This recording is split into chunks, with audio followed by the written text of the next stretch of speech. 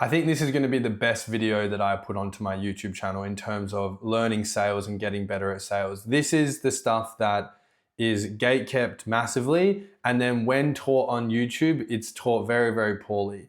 What I'm going to go through today is the truth behind pre-handling objections and the fact that that doesn't exist, why you need to ask questions to prospects, and why you can't close deals. I mean, at this point, not only have I taken 2,500, probably even more at this point, sales calls in the B2B space, but I've watched so many coaching calls or done so many coaching calls and watched so many call recordings of agency owners in my community, one-on-one, whatever it is, and they just struggle to close deals because they don't actually understand why they're asking the questions. It's just gotten so lost why you ask discovery questions. And then the problem is, you guys go and watch some coach who is a high ticket closing coach who's coaching B2C people how to close B2C deals, and it's fucking your sales up. Like, if you're an agency, this video is for agency owners who sell to businesses, who want to grow a business, not high ticket closers that sell shitty courses to people like e-com trading courses. Go watch those other guys, fine. But if you're in the B2B space, you can't just do it the way they do it. It's too simplified. It's too vague, but also just like too soft. These business owners are gonna walk all over you. So in this video, I'm gonna break down like this thing that I like to call decision framing and take it a step further. I'm gonna walk you through basically a full module on what it means, how to understand it. Then I'm gonna walk you through a full script and where these things plug into the script. So like all these other videos I see on YouTube, it's like they give you the snippet of the thing, but not where it goes in the script. Or they give you the script and not where the thing goes, and it just gets very confusing. So I'm gonna give you all of those parts. Then I'm gonna show you how you can have the entire thing for free. I've made the whole document. I'm just gonna slap it on here, and you're gonna get how you can get that document so you can actually take it to your sales calls. So you don't have to use TurboScribe or something to transcribe my video.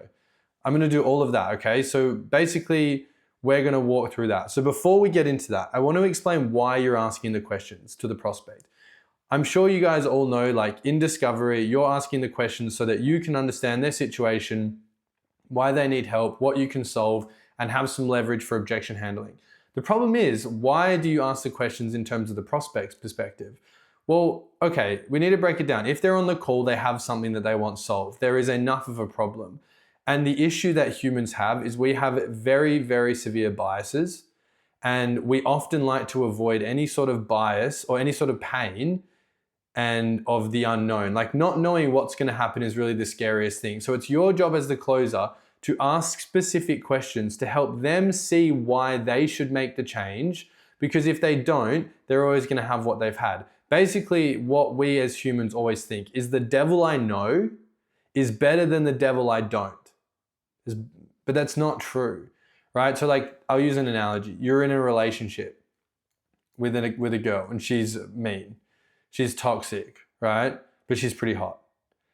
And you're like, oh, you know, and let's say you're 35, right? It's like, oh, you know, I could leave her, but I could end up with some ugly girl.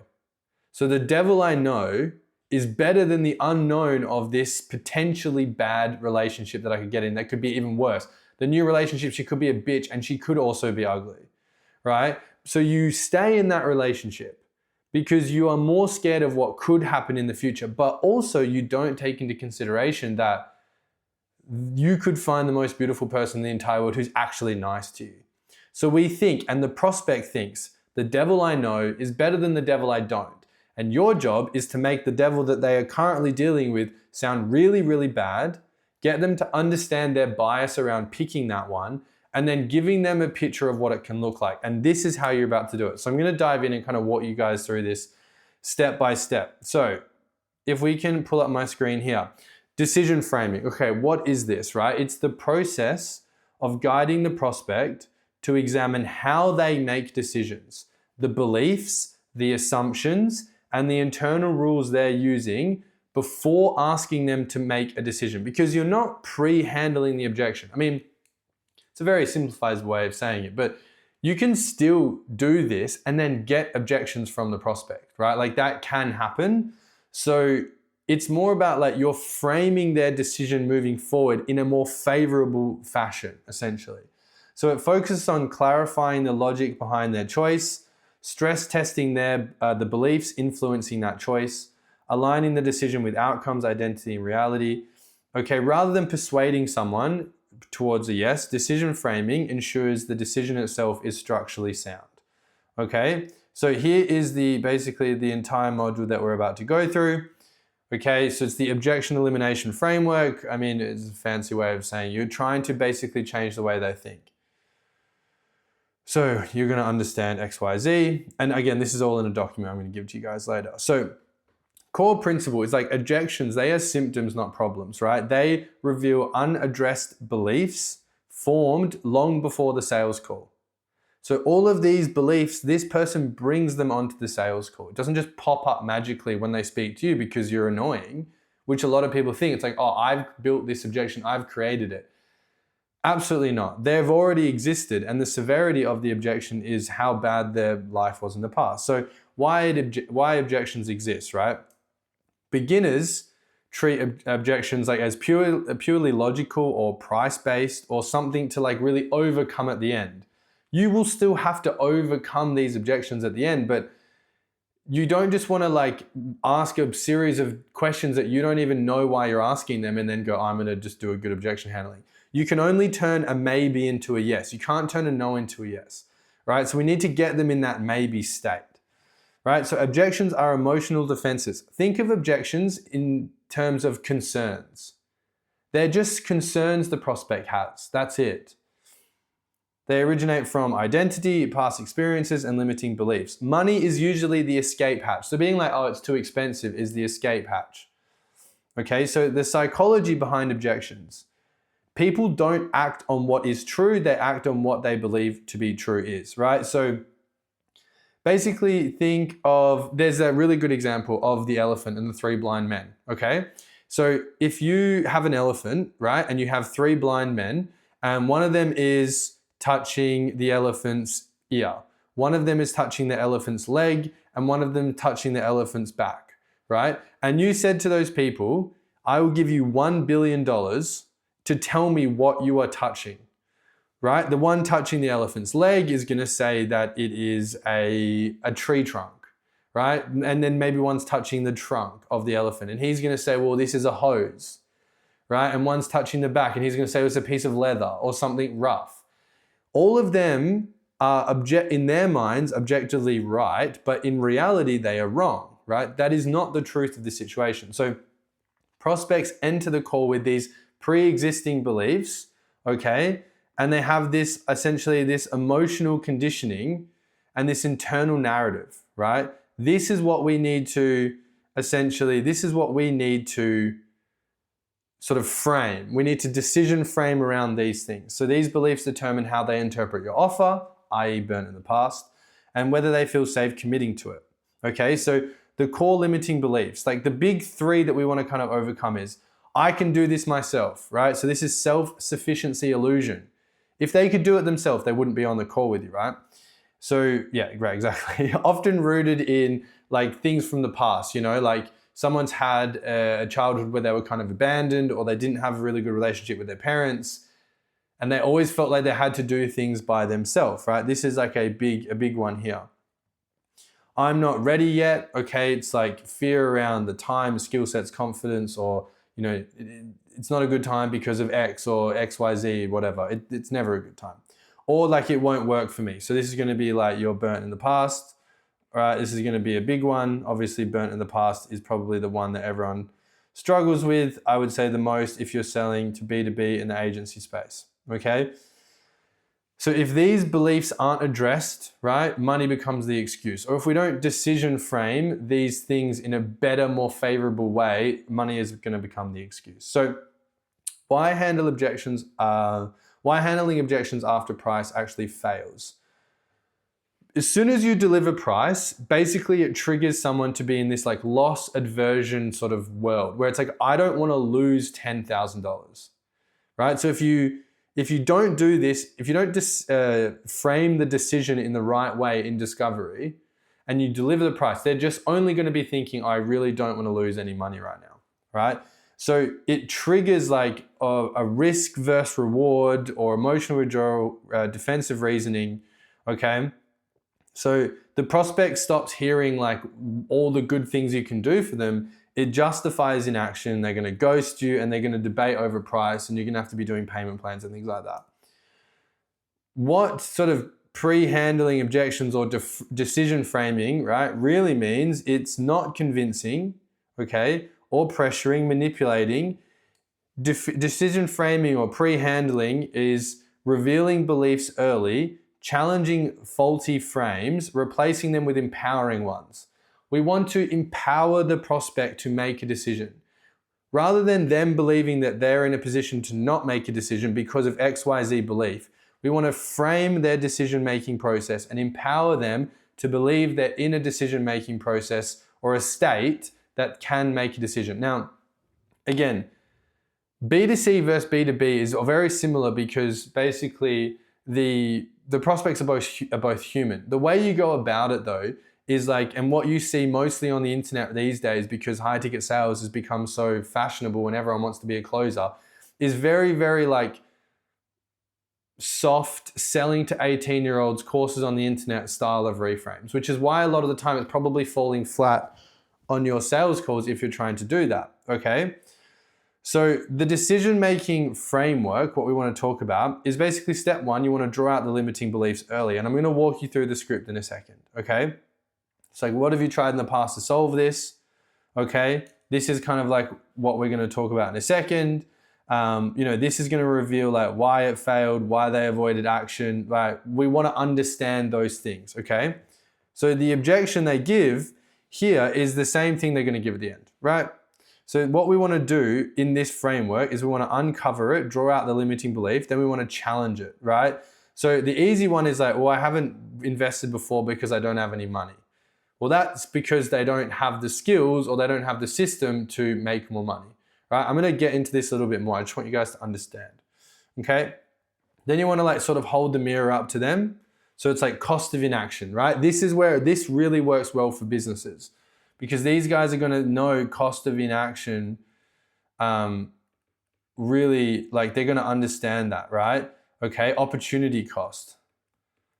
These are like business terms that these people are going to understand, all right? And this really starts to put you guys on the same team. It's like, look, man, like you've probably lost XYZ because you haven't done anything about this. Like, I don't want that to happen moving forward, okay? And then step 4, you want to sort of place the belief and anchor the identity, right? It's like, who do they want to become? How does that decision, affect their business, right? How committed are you to getting this business to where it should be? Because you've got to understand that the business, for most of the people that you are speaking to, it just equals them, right? So it's like, okay, instead of doing it in that very B2C style of selling where it's like, who do you want to become? Who do you want to be? Where like business owners kind of like kick up a bit of a fuss. You just need to understand like the business is them. So you just say like in terms of the business, how do you want this business to be? How do you want this business to become? Like that's what we want to sort of talk about. Why this eliminates objections. So basically by the time the price is introduced, they've already admitted that maybe money wasn't the issue, self-reliance has held them back, right? They're not going to give you these objections, or they might, but they're going to be a lot weaker, right? And if they give you the objections, it allows you to basically, you have set this sort of frame already, right? So they're going to look through this frame instead of this like negative frame, which would maybe the deal doesn't close here. If they were looking through this frame, but it will close here, right? So we've framed them to think like a different kind of person. We've relied a bit more on identity way of selling, and now they feel empowered, right? Empowered to actually do something about this, because people buy out of hope ultimately, right? So we've empowered them to believe that they are the kind of person who can make this decision. So that is essentially the framework. Now, this stuff works, right? Like inside the community, you can see here, like my Urosh, one of my clients, like in the space of 21 days, he had like one client before we started working together. He was able to go on an absolute spree closing deals consistently, because instead of trying to like push the prospects to close and not really understanding why he's asking the questions, he is able to understand why he's doing this. And I think he's done, like 15, 16K in 1 month from one, because he just went on an absolute spree, right? Like, I think he said somewhere, when it rains, it pours. And he's totally right, because you understand, right? And then Matt here, okay, he's like basically closed 9 out of 13 demos since our training, right? People are wanting to think about it less, right? They're wanting to think about it less because we're empowering them to make a decision. We're giving them the confidence for the first time in their life to make a decision. And same with Tamim. Up 2K upfront deals, 3K upfront deals, right? Really grateful, blah, blah, blah, whatever.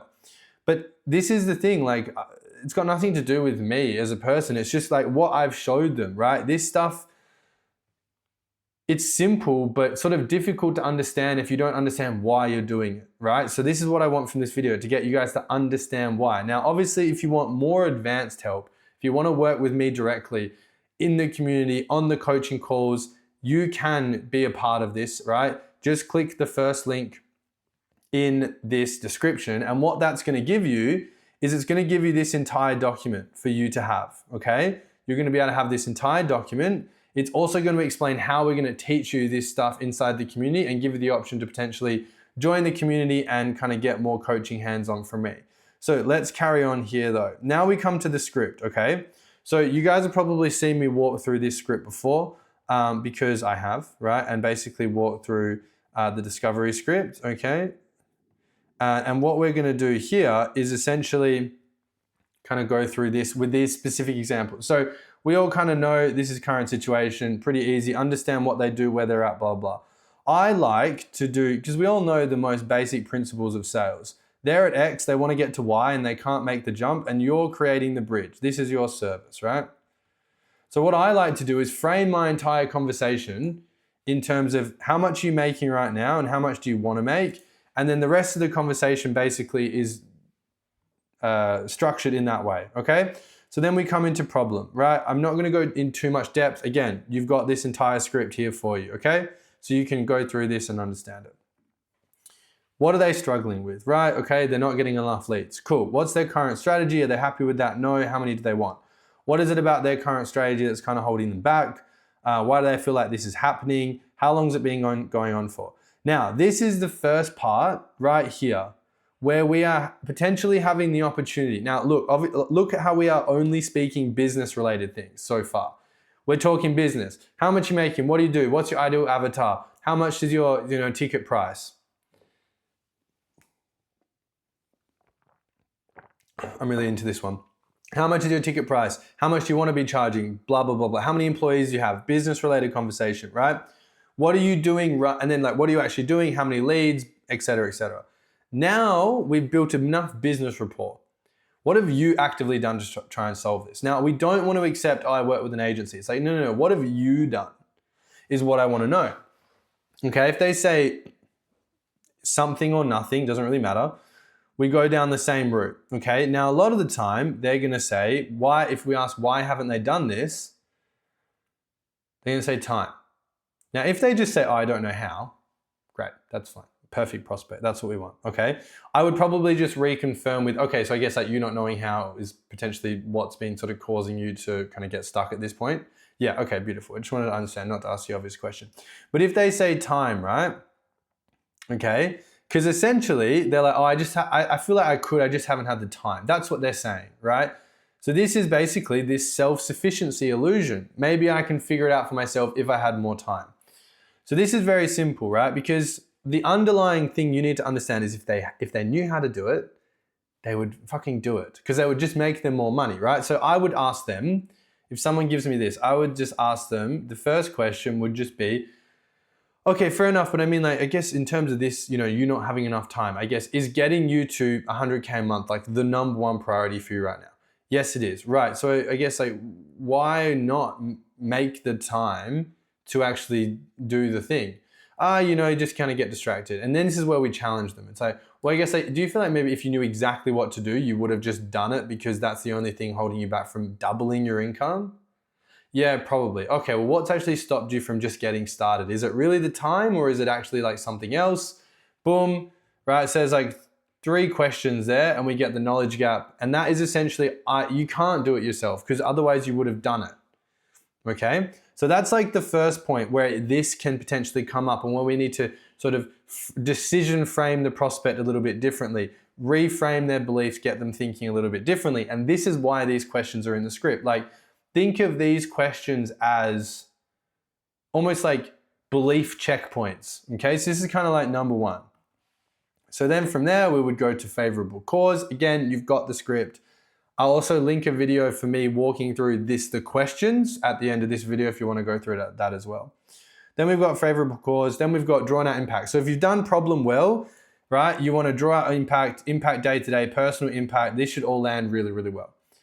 Then the next point, okay, or the next sort of belief checkpoint is going to be here. So what was the turning point that made you think I want to get outside help with this now instead of just doubling down and doing what you're doing, hoping it's going to work out? Pretty standard question that in a lot of sales scripts, right? They're going to be like, oh, just whatever. Feels like the right time. We need to scale before Christmas, whatever. So, okay, well, have you worked with anyone in the past? So if they say no, we're going to go over here, okay? If they say yes, this is going to be our next sort of checkpoint number 3 and the last one for beliefs.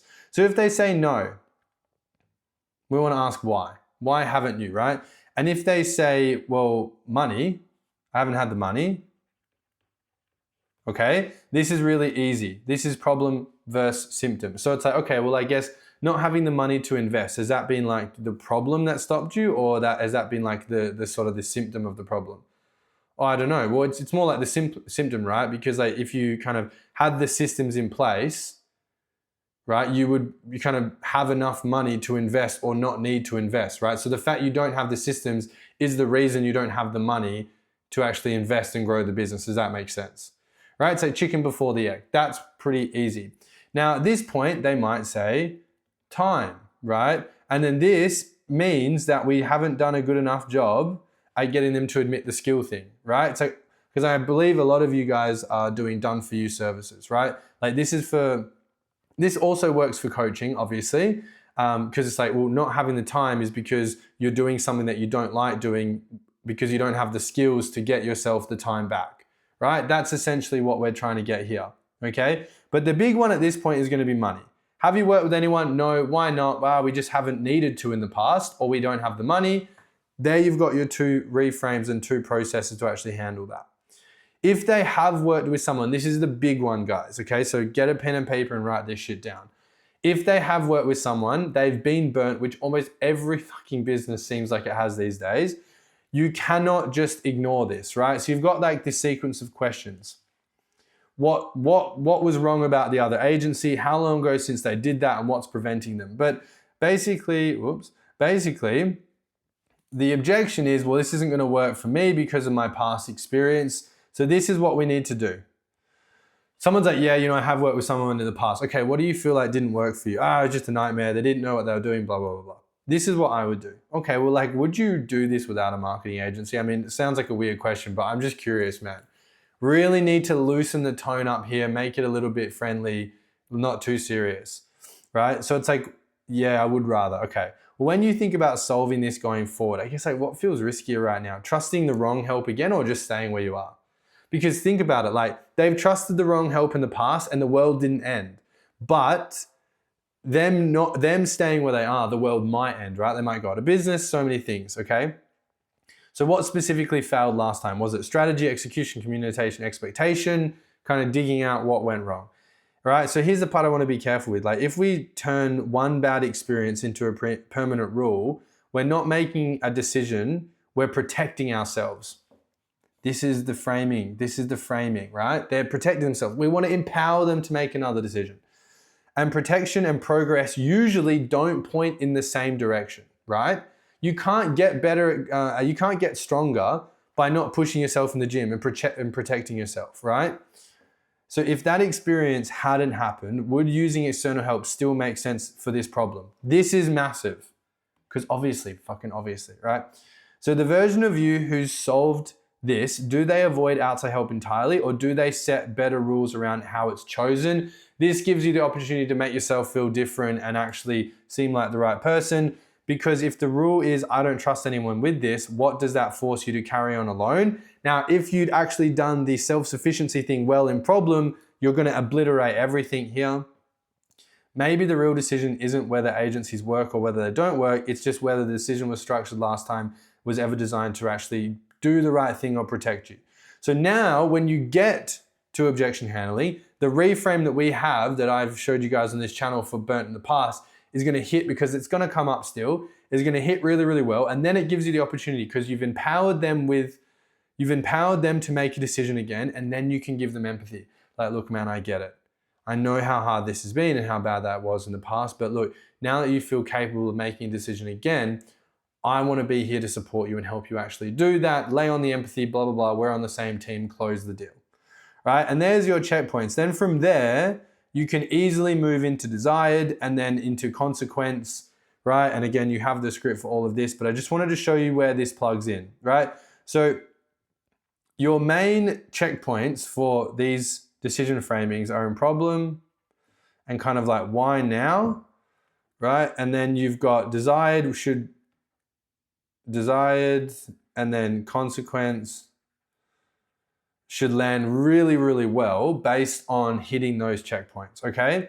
So yeah, basically what I want you guys to do now, if you enjoyed that stuff, is go into the description of this video, okay? You're gonna put in your name so we can send over the document, and you're gonna get this entire document for yourselves so you can actually go through this and you can have a script with everything that I've just gone through written on it, okay? And that's gonna allow you to actually understand this a lot better. Alrighty, and then from there, guys, that is essentially everything I wanted to go through today. So I really believe that's gonna add a lot of value to your sales calls, okay? So if you like this video, if you like more of this stuff, what I'm gonna be doing moving forward is still doing sales training, but on top of that, talking about how we can use AI to create an experience for your lead as they come through the journey. So they love the lead qualification, they love the pre-call, they love the sales call, the post-call, asking for reviews, all this sort of stuff. We're building that as well. We've got a few clients, we're growing there. And that's what this is gonna be about, this channel. It's gonna be about sales training. It's gonna be about how to make the leads better and how to just grow your business and just have a better service overall when you speak with a client or deliver a service to your client as an agency. And you guys get to kind of watch us struggle through it, battle through it, and also have a pretty good time doing it. So yeah, hope this one helped, guys. I really think this is probably one of the better videos I've made, and I will see you guys on the next one.